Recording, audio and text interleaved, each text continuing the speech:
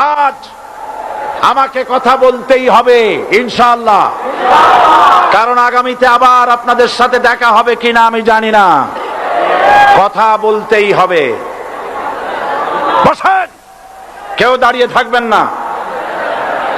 আমি দেখতে পাচ্ছি বাংলাদেশের ভাগ্য আকাশে উত্তর গগনে কালো মেঘ জমা হয়েছে, ঝড়ের পূর্বাভাস লক্ষ্য করছি।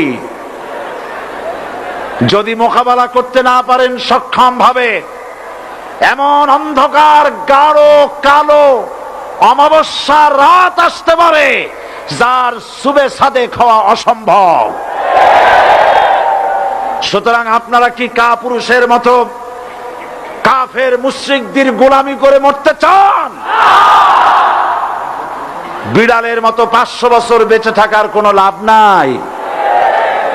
সিংহের মতো 1 ঘন্টা বাঁচতে চাই। আমাদেরকে বলা হয় সাম্প্রদায়িক উস্কানিমূলক কথা নাকি আমি বলি। পত্রপত্রিকা দিছে না তারা? সাম্প্রদায়িক উস্কানি কথা, সাম্প্রদায়িক উস্কানিমূলক কথা বলি। সেই জন্যই বোধহয় শত শত মুসলিম আমাদের কাছে এসে মুসলমান হয়। মানুষে আর বোকা বানানো যাবে না। যাবে কি? আর বোকা বানানো যাবে? তারপর বলছে কি? এরপরে বলছে আমাকে বলছে রাজাকার। শুনে রাখো চট্টগ্রামের লক্ষ লক্ষ জনতা, পার্লামেন্টে যখন আমাকে এই কথা বলা হয়েছিল, আমার পার্লামেন্টের কলিগ জাফরুল্লাহ চৌধুরী সাহেব বসে আছেন এখানে, হ্যাঁ, জাফরুল ইসলাম চৌধুরী বসে আছেন পাশে, প্রধানমন্ত্রী সুদ্ধা, অন্তত 3 শতাধিক পার্লামেন্টের সম্মানিত সদস্যরা সেদিন বসা। 1997 সনের বাজেট বক্তৃতা যখন আমি করতেছিলাম, ডক্টর কুদরতে খোদা, নাম রাখছে কুদরতে খোদা, আসলে গজবে খোদা। এই লোকটি নাস্তিক, ইসলামের চূড়ান্ত দুশমন। তার প্রণীত শিক্ষা ব্যবস্থার যখন সমালোচনা করছিলাম, ট্রেজারি বেঞ্চ থেকে আমাকে বলা হলো রাজাকার। আমি আমার সমস্ত শক্তি একত্রিত করে বলেছিলাম শুধুমাত্র হিন্দুস্তানের রাজাকারেরাই আমাকে রাজাকার বলতে পারে। আমি বলেছিলাম 1973 সন পর্যন্ত আমি বাংলাদেশের কোন রাজনৈতিক দলের নেতা এবং কর্মী ছিলাম না। আমি রাজাকার নই। আমাকে রাজাকার বলে যদি তাকেও প্রমাণ করতে না পারে 10 কোটি টাকার মানহানি মামলা দায়ের করব। আমার এই বক্তব্য সারা দুনিয়া শুনেছে। পার্লামেন্টে আমার এই বক্তব্য রেকর্ড হয়ে আছে। সেদিন 3 শতাধিক পার্লামেন্ট মেম্বারের কেউ আমার চ্যালেঞ্জ গ্রহণ করেন নাই। যে কোনো ব্যক্তি পার্লামেন্টে গিয়ে আমার বক্তৃতা দেখে আসতে পারেন। এরপরে 1997 সনের 7 অক্টোবর দৈনিক জনকণ্ঠ পত্রিকা যখন আমার বিরুদ্ধে লিখলো, সেই পত্রিকায় সাইদির ওপেন চ্যালেঞ্জ 8ম পাতা, 1997 7 অক্টোবর, এত বড় 2 কলামে হেডিং।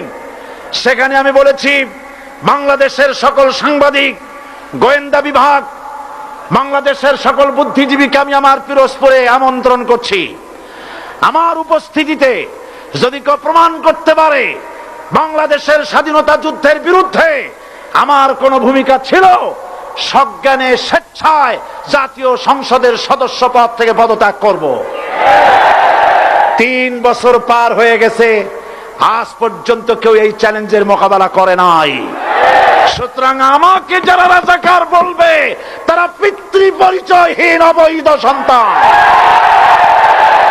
1971 সনের, শোনো মুসলমানেরা, 1971 সনের কোন কাদা সাইদির গায়ে লাগে নাই।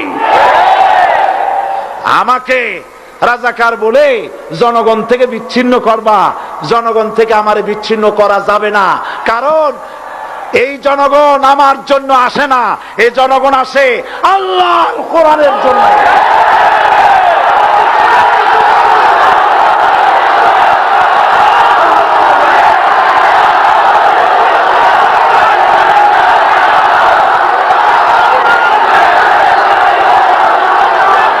আজকে আর যারা ইসলামের কথা বলে, যারা ইসলামের কথা বলে তারাই রাজাকার, তারাই মৌলবাদী। মৌলবাদী বললে আমরা অসন্তুষ্ট হই না, কারণ মৌলবাদী শব্দটা আসছে মূল থেকে। মৌল শব্দ এসেছে মূল থেকে। মূলবাদী তার মানে যারা মূলে আছে। মূল হলো কোরআন, মূল হলো হাদিস, মূল হলেন আল্লাহ, মূল হলেন আল্লাহ রসুল। আমরা আছি মূলে। এখন বলেন তো মূলের শক্তি বেশি না আগার শক্তি বেশি? আমাদের যারা মৌলবাদী বলে ওরা হলো আগাবাদী। মূলে আছে কত কোটি? 12 কোটি। মূলে আছে কত কোটি? আর আমাদের যারা মৌলবাদী বলে ওই থাকো গাছের আগায়, আমরা মূলে। লাভালাভি বেশি করবা না, 12 কোটিতে গাছের গোড়া আসতে নানা দেবে, মামু বাড়ি দিল্লি গিয়ে পড়বা, বাংলার জমিনে জায়গা হবে না। এ কথা বিশ্বাস করো। বাংলাদেশের মুসলমানদের শরীরে এক বিন্দু রক্ত থাকতে শয়তানের তৈরি করা ধর্ম নিরপেক্ষ মতবাদ বাংলার জমিনে কায়েম হতে দেওয়া হবে না, হবে না।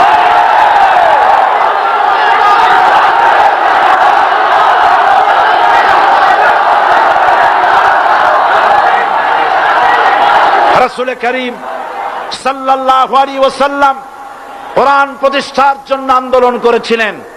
আয়াতুল কুরসি আমাদের সে কথাই শিখেছে। আল্লাহ রাব্বুল আলামিন বলেন, আল্লাহু লা ইলাহা ইল্লা হুয়াল হাইয়ুল কাইয়্যুম। প্রাণ খুলে পড়েন, আল্লাহু লা ইলাহা ইল্লা হুয়াল হাইয়ুল কাইয়্যুম। আল্লাহ হচ্ছেন তিনি, যিনি ছাড়া কোনো ইলাহা নাই, আইনদাতা নাই, বিধানদাতা নাই। আমরা মানুষের তৈরি করা আইন মানি না। 12 কোটি মুসলমানের দেশে আইন তৈরি করবে মানুষ, আমরা মানব না। পার্লামেন্টে তৈরি হতে হবে কোরআন দিয়ে, পার্লামেন্টে আইন তৈরি হতে হবে কোরআন দিয়ে। সুতরাং ভয় যতই পান আর যতই ষড়যন্ত্র করেন, 4 দল যখন একত্রিত হয়েছে, ঐক্যবদ্ধ থাকবে, সরকার ঐক্যবদ্ধভাবে গঠন হবে, নির্বাচন ঐক্যবদ্ধভাবে হবে এবং কোরআন হবে, আল কোরআনের পার্লামেন্ট হবে বাংলাদেশে।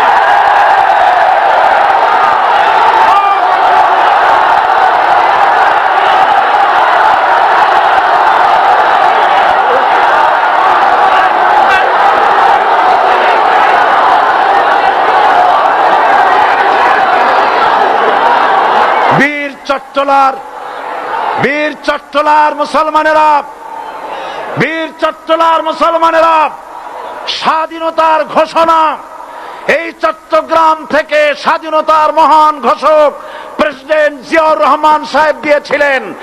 এই চট্টগ্রাম থেকেই ইসলামী রাষ্ট্রের ঘোষণা হবে।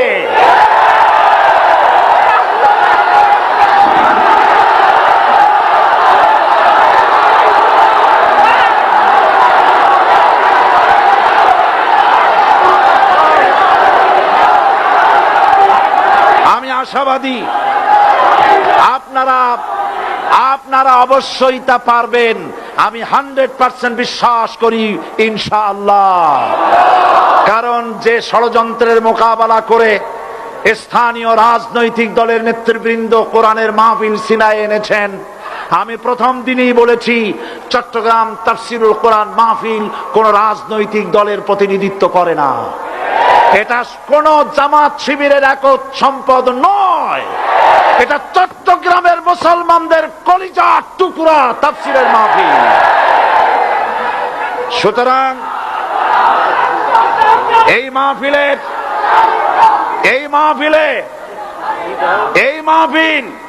চট্টগ্রামে থাকবে ইনশাআল্লাহ কিয়ামত পর্যন্ত।